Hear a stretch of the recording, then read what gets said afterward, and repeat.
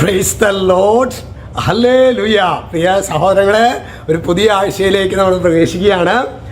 ഇന്ന് നമ്മൾ ധ്യാനിക്കുന്നത് യെശയ്യാ പ്രവചനം 43:4. അവിടെ വചനം വെളിപ്പെടുത്തുകയാണ്.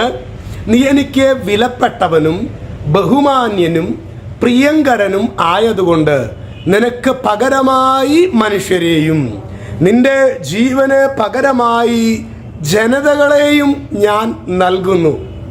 എന്താ പറയുന്നത് സഹോദരങ്ങളെ? ജീവിക്കുന്ന ദൈവത്തിൻ്റെ വചനം പറയണം. നീ എനിക്ക് വിലപ്പെട്ടവനും പ്രിയങ്കരനും ബഹുമാന്യനും. 3 പദങ്ങളാണെന്ന്. നീ വിലപ്പെട്ടവനാണ്, നീ എനിക്ക് ബഹുമാന്യനാണ്, നീ എനിക്ക് പ്രിയങ്കരനാണ്. ഇതാരാ പറയുന്നത്?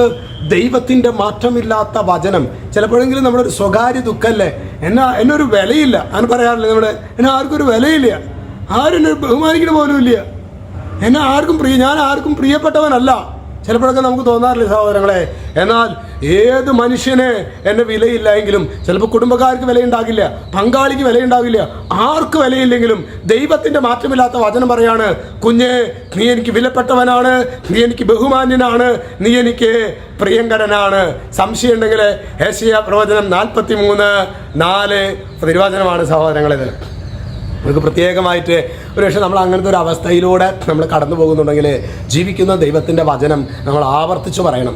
ഏത് മേഖലയിലാണോ നമ്മൾ വേദന അനുഭവിക്കുന്നത്, ആ വേദനയ്ക്ക് ഒരു ഉത്തമമായ മെഡിസിൻ എന്നുള്ളത് ദൈവവചനമാണ്. ദൈവവചനം ആവർത്തിച്ച് പറയുമ്പോൾ തന്നെ നിങ്ങൾക്ക് ഞാൻ ഈ പറഞ്ഞതിൽ എന്തെങ്കിലും ഒരു സംശയം ഉണ്ടെങ്കിൽ ഈ വചനം നിങ്ങളുടെ ഏത് മേഖലയിലാണ് രോഗാവസ്ഥയുള്ളത്, ഈ വചനം ആവർത്തിച്ച് പറഞ്ഞാണ് സ്കാൻ ചെയ്യുക. നമ്മളെ തന്നെയാണ് സ്കാൻ ചെയ്യുക. കർത്താവിൻ്റെ അത്ഭുതകരമായ ഒരു സൗഖ്യത്തിൻ്റെ അഭിഷേകം നിങ്ങൾക്ക് അനുഭവവേദ്യമാകും. Praise the lord. ഹല്ലേലൂയ.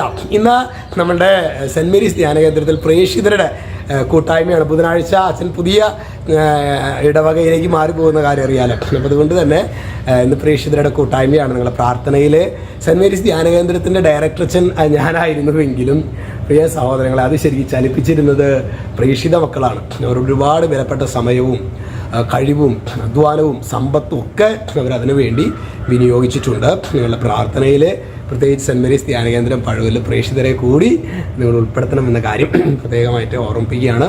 രക്ഷിതാവായ യേശു ക്രിസ്തുവിൻ്റെ നാമത്തിൽ, വചനത്തിൻ്റെ അധികാരത്തിൽ, വിശുദ്ധ കുരിശിൻ്റെ അടയാളത്തിൽ മുദ്ര ചെയ്യുന്നു, ഇപ്പോഴും എപ്പോഴും എന്നേക്കും. ആമേൻ.